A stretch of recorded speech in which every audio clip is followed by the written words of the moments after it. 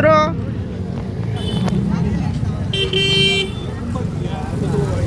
এখানে আসলে আজকে ঈদের জন্য মানে অনেকেই ঘুরতে আসছেন, এই যে করে না মনোবেড়ের মূলত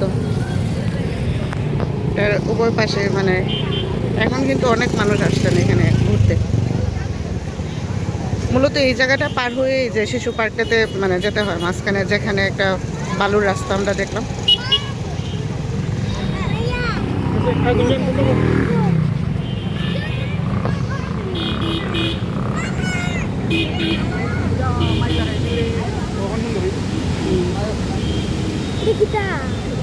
এটাই তো সুইচ গেটের প্রধান আকর্ষণ, যে পানি এক পাশ থেকে যে অপর পাশে যায়, বাঁধছে দিছে এখানে।